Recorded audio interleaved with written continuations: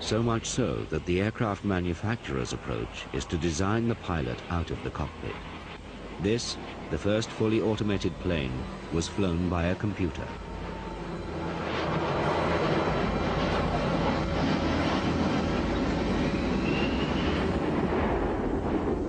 Oh là là. Oh no, oh no. The unveiling of the A320 in 1988. Although in name a European plane, hence the presence of the royal couple, the Airbus is essentially a French creation.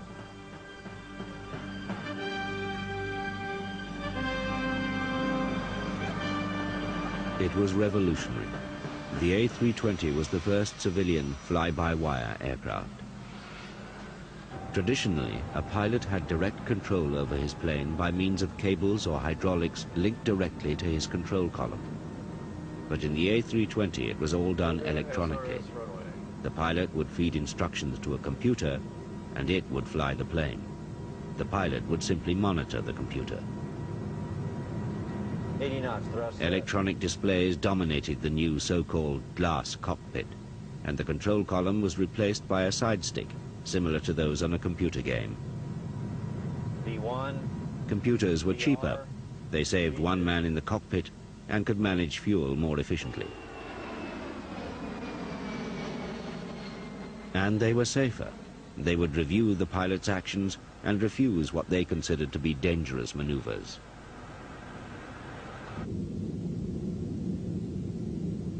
For the first time in aviation history, pilots had no longer an undisputed and direct access to the flight controls of their aircraft, but were dependent on what the construction engineers programmed into the software of the steering computers.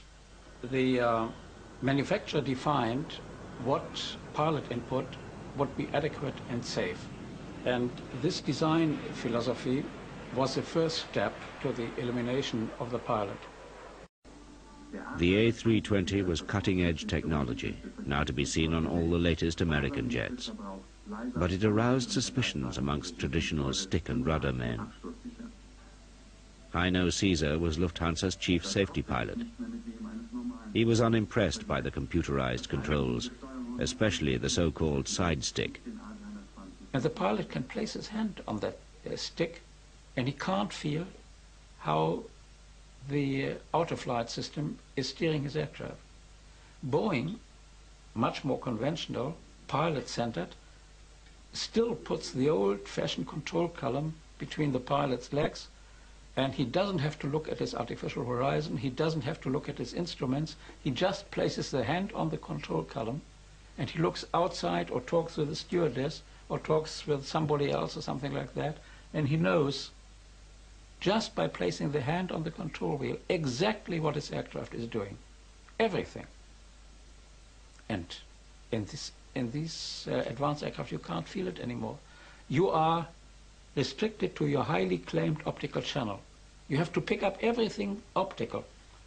You can't hear anything, you can't smell anything, you can't feel the thing. You have to look at some instruments. There followed a series of strange happenings where the computer began to do things that the pilot apparently didn't expect it to do. The first took place at an air show in France with a plane flown by Air France's star A320 pilot.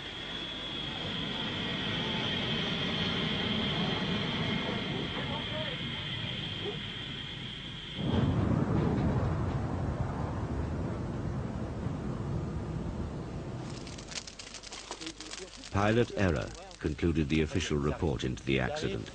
The plane was flying too low. The pilot, who survived, unlike 3 of his passengers, claimed that he'd tried to climb, but that the computer had wanted to land, and the computer had won.